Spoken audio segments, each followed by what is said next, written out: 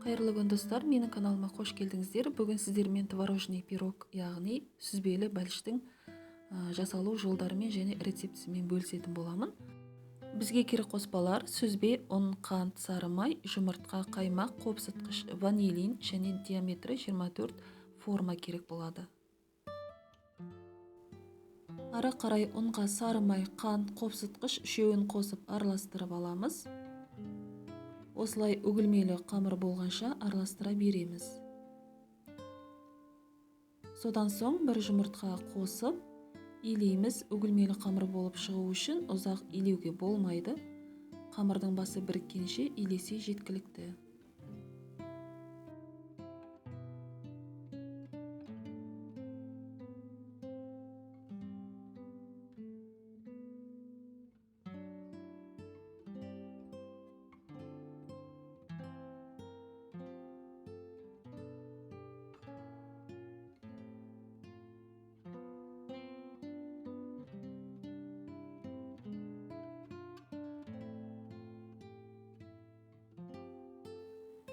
Міне осылай қамыр дайын болды. Енді сүзбеге 3 жұмыртқа, қант, қаймақ, аз ғана ванилин қосып, блендермен араластыратын боламын.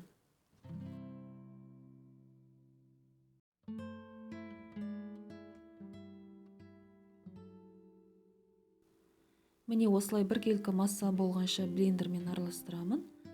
Ал егер блендер болмаған жағдайда миксермен немесе венчикпен де араластырсаңыздар болады. Біркелкі масса болып шықса болғаны.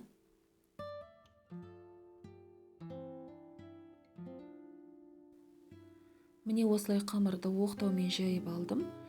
Енді осыны диаметрлігі 24 сантиметрлік формаға біркелкі етіп жаймалап шығатын боламын. Мендегі форманың қабырғасы биіктеу, ал егер сіздердегі форманың қабырғасы аласа болатын болса, онда осы рецептпен емес, кішкене азырақ дайындайтын боласыздар. Мысалы, менде 250 грамм болатын болса, ал онда 200 граммын ғана қосатын боласыздар.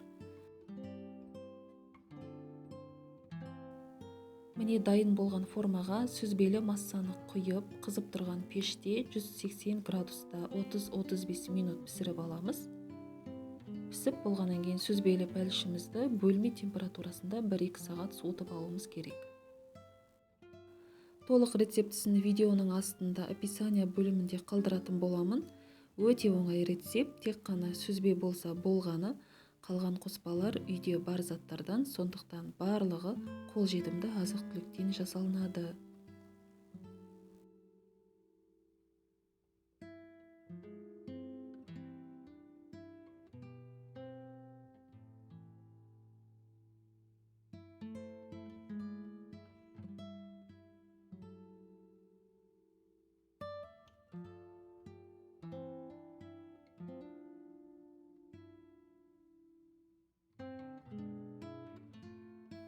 Көріп тұрғандарыңыздай сүзбелі бәлішіміз өте жұмсақ, үлпілдек, дәмді болып шықты. Сіздерге осы рецепті ұнаған болса, жасап көріңіздер. Сақтап алыңыздар.